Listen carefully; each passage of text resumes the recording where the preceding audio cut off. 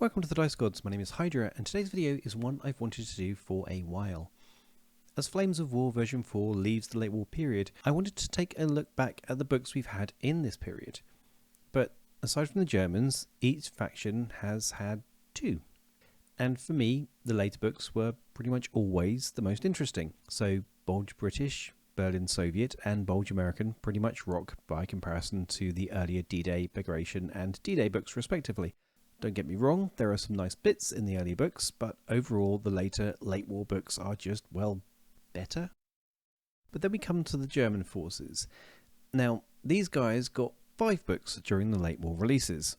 As a primarily German player, this seems right and just.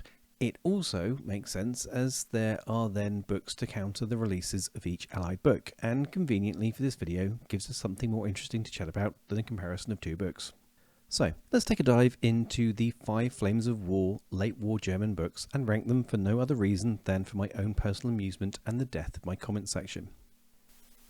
I'm going to take a look at each book, what's in it, general formation info, and some standout units.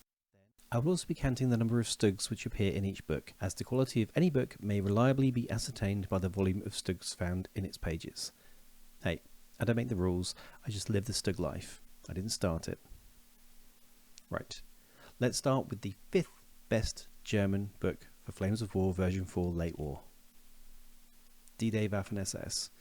Clocking in at 81 pages with a total of 7 formations and 17 stugs, SS isn't a huge book and doesn't offer a huge amount of variety. For the formations, we get a Tiger, a Panther, a Panzer IV, a Stug, 2 armoured and 1 unarmoured infantry formation. All armoured formations get to mix in some AA, and with the non-Tiger formations, we get to mix in some other tanks, so you can take some Tigers with your Panzer IVs. The infantry are more varied, with the option for SMGs, mortars, guns, anti-tank guns, artillery, flamethrowers, and AA in the core formation, all very nice. Support options are a bit basic, so why is this the worst of books? Well, everything here feels a little basic and bare bones. There's not a huge range of options, especially with the armour, and the support options are pretty basic. Now, most of the army being motivated on 3+ is good, the odd amount of 2+ is also tasty, but the hit on 3+ will mean you'll be needing that motivation more than you'd want to. The rest of the stats are okay, with most units having a 4+ skill, bar the HQs which are on 3+. If there is one highlight of this book, it's the starter force, the Waffen-SS Panther Kampfgruppe. As a starter force, this one is awesome, bringing in some SDKFZ 250 half-tracks, Pumas, Panthers and Tigers and a scout troop. This box is a little powerhouse of awesome and a really good place to start building an impressive army from. Overall, D-Day Waffen-SS is a flavourful little book, but it lacks the range and flexibility of other books to really be interesting. Next up we have D-Day German, the first of the new style source books and a cheerful little chap. 89 pages, 9 formations, and a more respectable 22 stugs. In many ways this book is very similar to the SS book. The 2 new formations in here are the Beach Defence Grenadier Company, so more infantry, and the Fallschirmjäger Company, so even more infantry. The rest remain the same, with the Tiger, Panther, Panzer IV, Stug, 2 armoured and 1 unarmoured infantry formations. So, why better? Well, first, the Stug company is a Fallschirmjäger company, so you can actually take a platoon of infantry. This makes your core formation cheaper, but also more flexible and durable. Second, the soft stats are a little more forgiving, with the 4+ to hit being welcome, and the 3+ skill on most units being good too. However, most infantry formations have a 4+ motivation, with armour and Fallschirmjäger being a 3+ motivation. This does, of course, bounce up the cost. For example, 5 SS Panzer IVs are 22 points, the same in D-Day are 28 points. Similarly, 5 SS Panthers are 44 or 55 in D-Day. More reliable troops come at a price that you'd expect. The support options are much the same as SS, but with improved soft stats. The starter force, the Panzer Kampfgruppe, is also really tasty, though it takes the SDKFZ 251s, not the 250s, and drops the Panthers. In place you'll get Nebelwerfer artilleries, 88s and Stugs. With 88s, Nebs and Panzer IVs being staples of many players' list, this is a very good starter which you'll still be using much of in later books. D-Day is pretty much the SS book with better stats, some interesting formations, but with a higher cost. Whilst I get the attraction of spamming the cheap options you can with SS, I prefer a more elite, harder to hit force that's a little bit more survivable. Now things get tough because although these are in a first to third position, on a good day these could move around, especially based on my desire to field bigger, heavier cats. But for today, let's move into third place with Berlin German. Yes, I know some competitive players dote on this book, and I do get it. But for me, there are better options, even though it's a newer book. But let's get into it. 129 pages, 8 formations, but only 14 stugs. 14, it's a travesty. We did a full review of this book, link at the top now, and in the description if you want to see some of our detailed thoughts. But in short, this is an okay book. We've got some tasty options in here and some unique combinations. There are 5 armoured formations, including Night Fighting Panthers, Stugs, and 3 mix and match formations, which let you take everything from Panzer IIs to Tiger IIs. Plus, all of these formations let you add an infantry to the tank formations. Combined arms is peak awesome if you ask me. Similarly, 2 of the infantry formations let you mix in a platoon of tanks or 2. Only the Berlin battle group is all infantry all of the time. Support options in this book are great. You have all of the options from the Elephant, the Waffenträger, Jagdtiger, Jagdpanther, Marders, and all sorts of weird and wonderful oddities. So, what's the problem?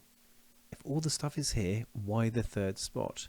Well, you have a choice in Berlin German. You can have motivated or skilled and hard to hit.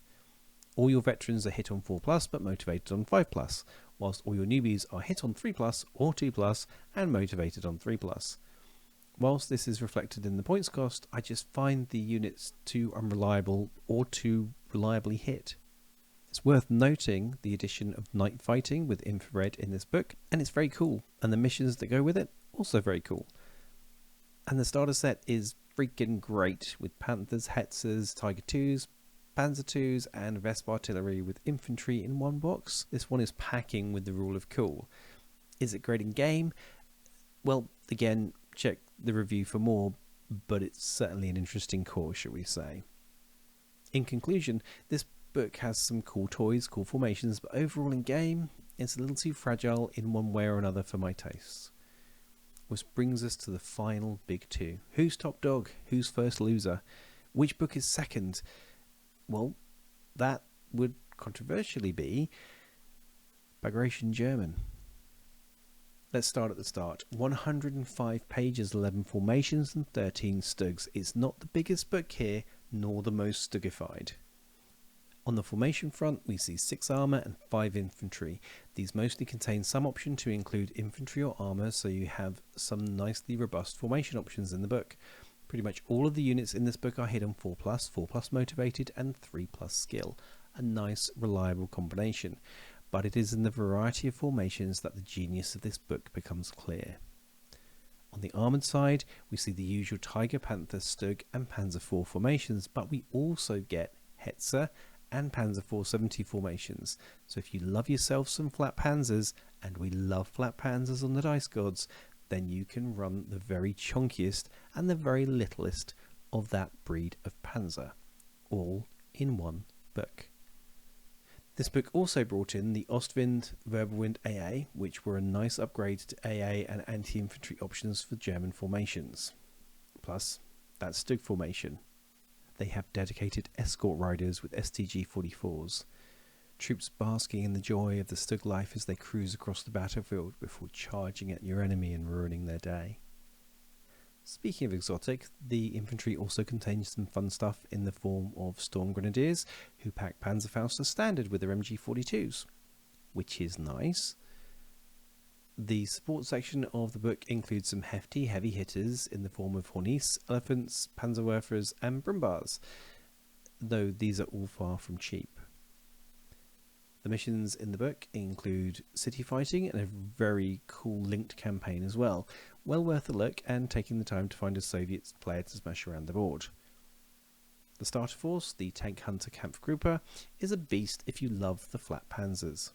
Panzer 470s and Hetzers form the core, with armoured infantry, 88s, 10.5cm howitzer artillery and some of the new AA in there too.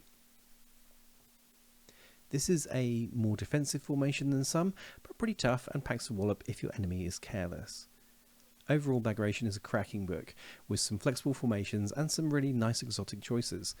It stands apart from the other books with just the range of choices for especially armour that you have in here.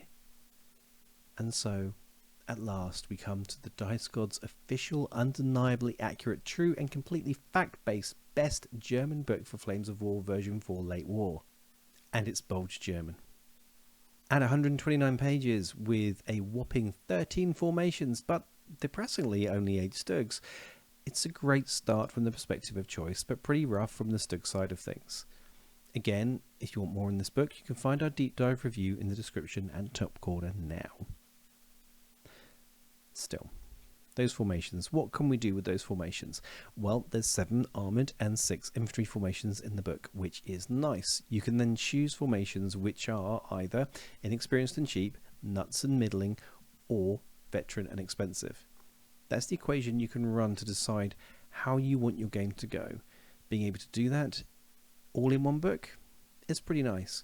Many of the armoured formations and infantry formations also have the ability to add a combined arms element.